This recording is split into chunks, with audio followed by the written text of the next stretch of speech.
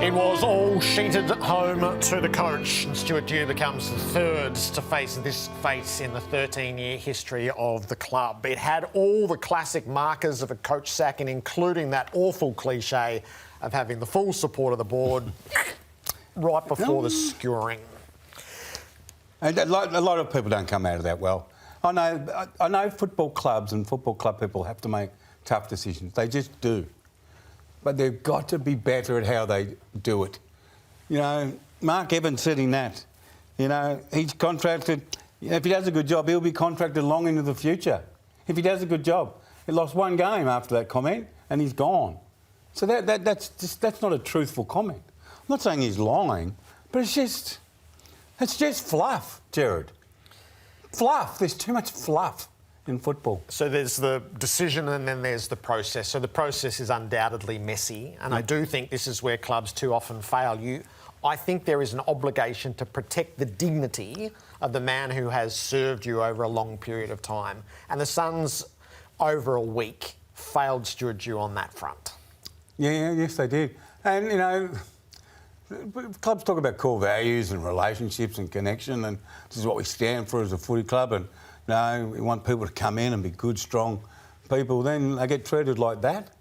It just doesn't wash. I mean, it's not just Stuart Dew. I'm probably taking it a step further. You know, his family relocate, their kids go there. They're all in. Bucks often talks with you, and other coaches have spoken about the contribution of their wives into the footy club. A lot of it. And people don't take that into consideration. And Stuart Dew, you were away gallivanting around wherever you were gallivanting last week. And myself and Kath were here, and I spoke to Stuart Dew about 7 o'clock, right? So we led the story with it. He said to me that he was assured by Mark Evans that the Caroline Wilson's comments were unfounded. What would Stuart Dew be thinking right now? Yeah, so he should have been unnerved by them, and I'm sure that he was, so you put up the public front. But there was just too much detail in it. And he'd go, well, that's a wretched way to learn that level of detail and suspect that it's right. So you would try to convince yourself that it's wrong and you eyeball people and get whatever assurances. But I reckon underneath you'd be going, that was way too specific to be unfounded. So, Stuart Dew, the football club tonight, I heard the Bob East on the radio interview tonight driving in. He basically conceded this was an evidence-based decision and we'd been looking at it for some time. OK, no worries. You were caught out last week, but you decided not to announce it last week for whatever reason. You left Stuart Dew thinking that he still had a job when in fact he didn't have the job. That's no way to treat a person. Don't leave someone publicly fighting for a job that's already lost. Yeah. If you need one threshold, that's the threshold. Don't hang them out in that position. And then the decision is entirely justifiable. They have lost faith that Dew is going to be the man to take them to finals. And this much I will say about the Suns. They desperately wanted Stuart Dew to be the guy to take them there. That's how they lived last year. It was unfashionable not to ditch him and go with Alistair Clarkson, but that's the choice that they made. They gave him the 2-year extension. It didn't come with caveats, but there was the clear expectation of progression. The trouble was almost from the moment that was decided, the losing set in again, and they finished off 3-6 and then started 1-4. So from basically the moment where his contract was extended, they went 4-10, and I reckon they lost faith at that stage. We've made the wrong call. Yeah, I mean, what doesn't help any coach is the size of the losses. And they had a couple. They had 2 quarters in the top 5 or the worst 5 of scores kicked against them. One was on the weekend, 9 goals by Port Adelaide, and then the other one was Carlton's rampant third quarter at the MCG. If you're running the football department, Wayne Campbell's looking at that, the chairman's looking at that thinking, oh, look at this. They had every right to make that decision. And then they could have just gone bang last week. Well done, great story. Let it go, and we're gonna move on. But it's a difficult situation up there. Like Wayne Campbell's the head of football, but lives in Sydney.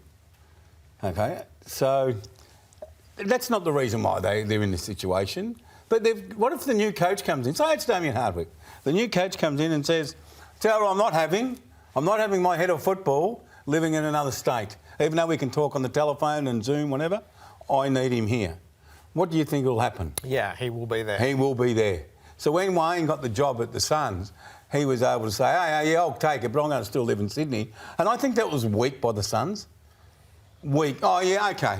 Head of football, you stay in Sydney, but we're all on the Gold Coast, and we'll see you on the weekends and a couple of times during the week. I think you've got to be all in at a footy club.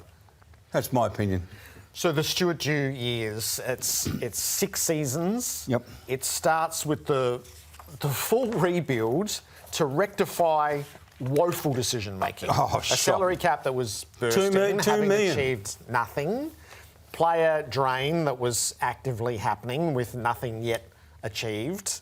And then the dumping of picks. And so there's a litany of sin that goes into it, which is not in the coach's remit. But he becomes the rebuild coach. And David King has run the study. Is the rebuild coach so rarely makes it? He was given time.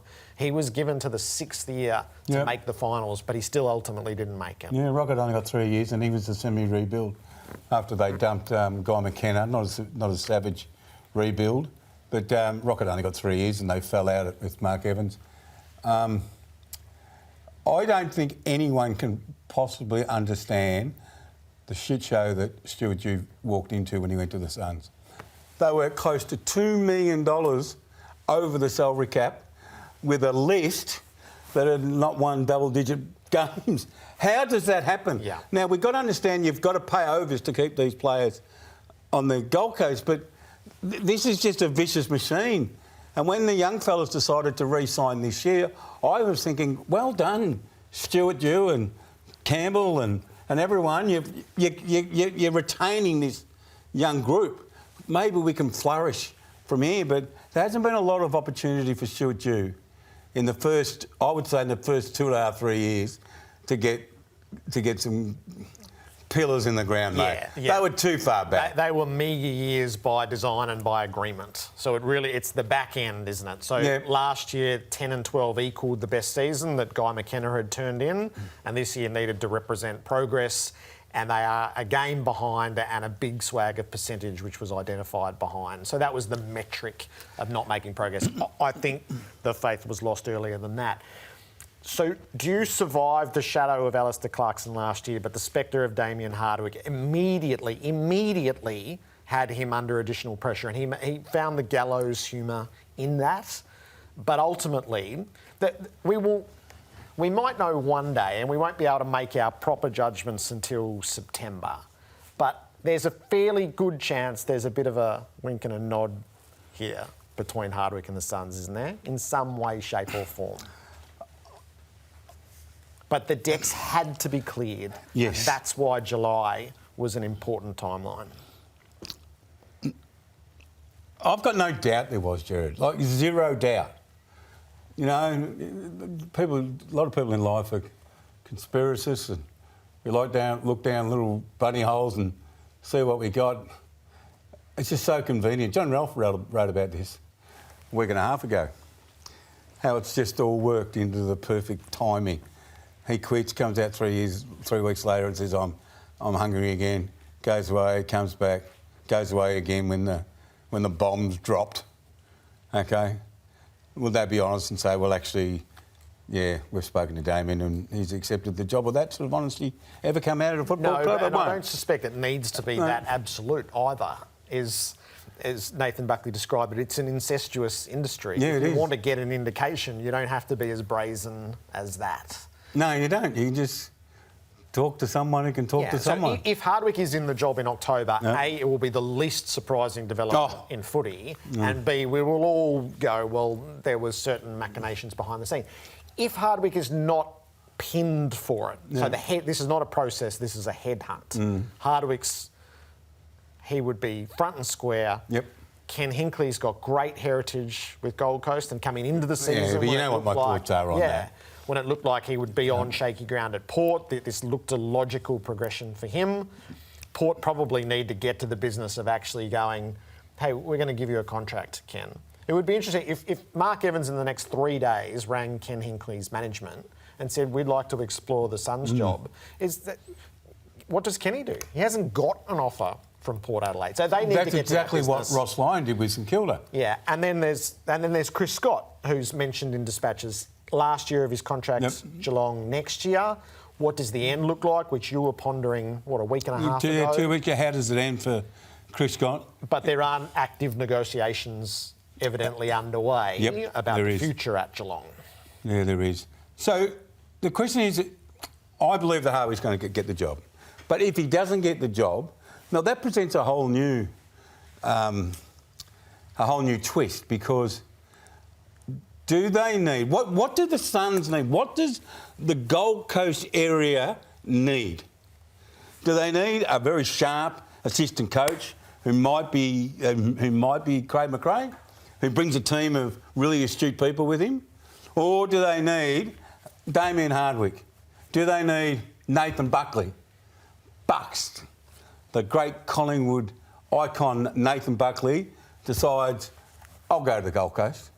Would that be a shot in the arm for the footy in the area? Yeah. For the club? So they need to... I think it would. They need to win. This is where footy on the Gold Coast is a really interesting conversation. 13 years and they've never had a winning season. We don't know how successful that club could be. So the grassroots is one thing, but you watch that game against Collingwood a couple of weeks ago and a sellout, a real carnival atmosphere around it. AFL sort of took over the sunny coast for those couple of days. So if this team was successful, what would this generate every second week? And the second element is the NRL has Des Hasler going to the Titans, and that was a savage and ruthless sacking. It had plenty more than what just happened today. And Des Hasler's a big figure. No, they're in, mate. They're in for the fight. This is a really interesting head-to-head battle that's going on in Queensland at the moment, with Wayne Bennett going to the Dolphins and the real resurgence there of their heartland. Yeah, footy needs the Suns to get up. So the AFL knows that.